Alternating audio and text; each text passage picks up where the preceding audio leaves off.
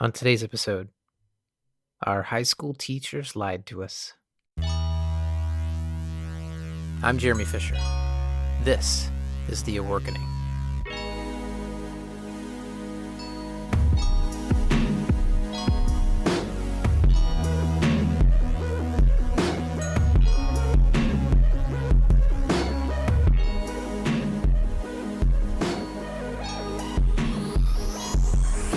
Let's do a quick quiz together.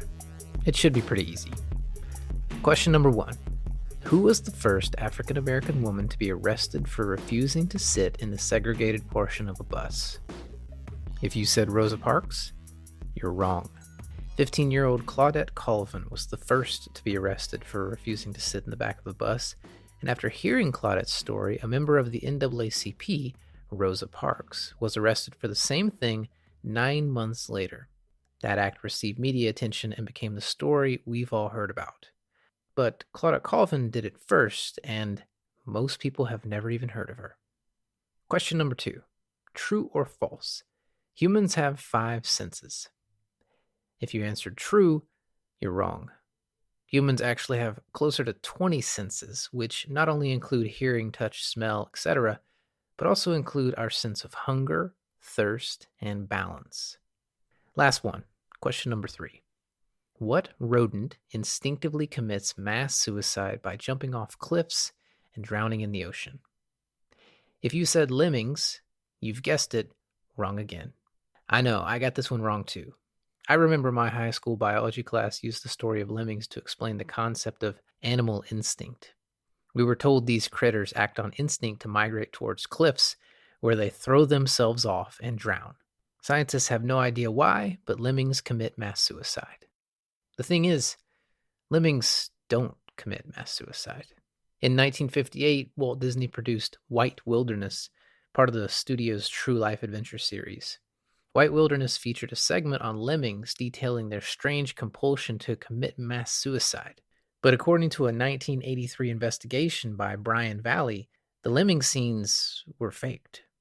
The lemmings supposedly committing mass suicide by leaping into the ocean were actually thrown off a cliff by the Disney filmmakers.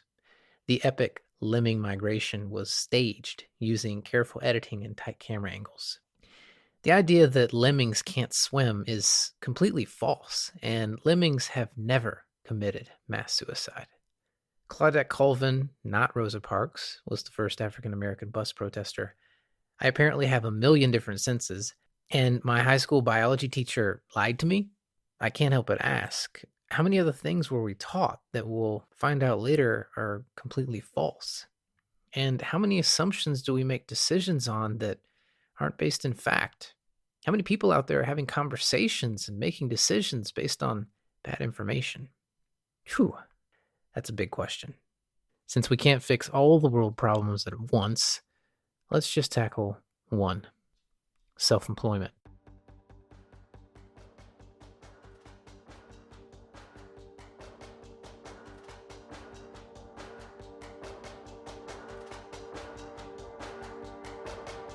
Innovate, innovate, innovate. That is the mantra of Silicon Valley. So many new entrepreneurs believe they have to have a product that is the most innovative new product in the world. Silicon Valley is famous for this. And as a result, according to Forbes, 50% of them fail. The thing about innovation is, if you're the first person to do something, there's zero data that shows whether or not you'll succeed. There's no track record for comparison. Being innovative is ridiculously risky. Sure, it sounds sexy, it feeds the ego, and it makes you feel like your company has an edge. But successfully innovative products are built on the back of existing technology. Henry Ford didn't invent the vehicle, he invented an efficient way to produce it.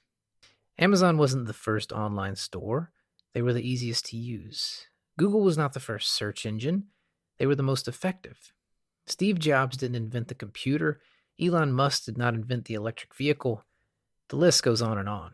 And the belief that your next big idea needs to be something no one has ever seen before is false.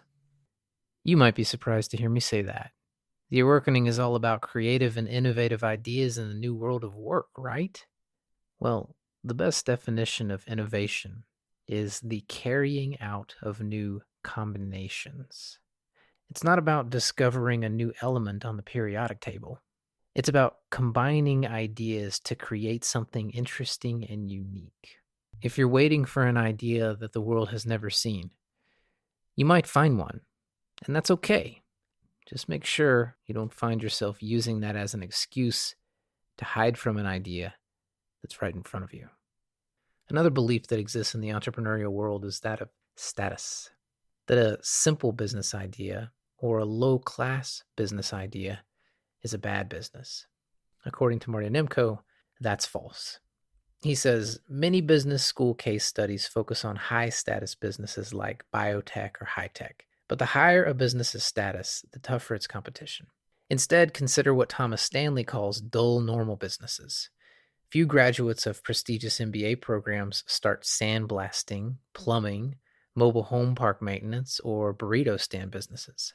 A dull normal business not only has less competition, it's simpler to run, so less can go wrong.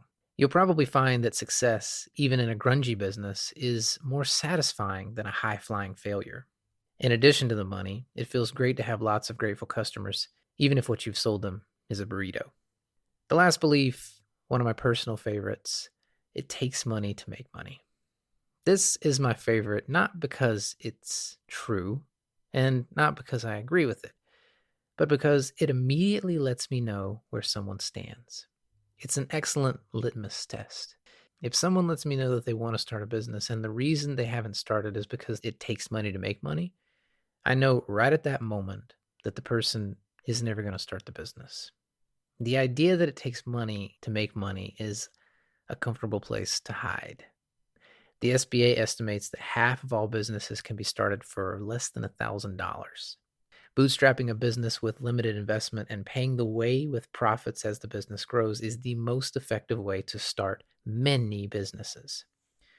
But doesn't that just apply to businesses that are low-tech? Well, how low-tech do these bootstrap businesses sound? Dell Computers, Facebook, Apple, Microsoft, Oracle, Cisco, all of those were bootstrap businesses. Keep rent low. Start small. Don't invest in inventory until there are sales. Don't take on debt. Put profits back into the business. It doesn't take money to make money. It takes time, energy, investment, and work.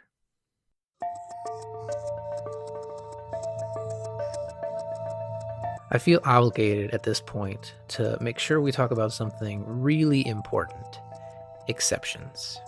There are exceptions to every rule. Will someone innovate their way into fame and fortune 2 minutes after this podcast is over? Yep. Will someone listening start a high-status business in a highly competitive space that will blow all expectations out of the water? Probably. Would a business like Tesla be having the massive success it's having right now if it were bootstrapped instead of funded by Elon Musk's billions? Not likely. There are exceptions to nearly every rule, and the topics we cover here are no different. What matters is what speaks to you. If none of what we cover today rings true, throw it out. But if you're avoiding starting a business because you lack innovation, your idea lacks status, or you think you don't have enough money, well, I might say the same thing to you I'd say to a lemming overlooking the water. Slap on your swimming trunks. You might be surprised what happens when you jump.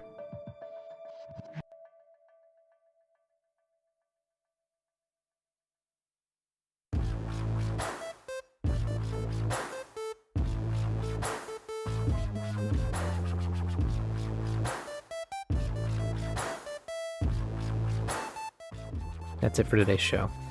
If opportunity doesn't come knocking, let's build a door.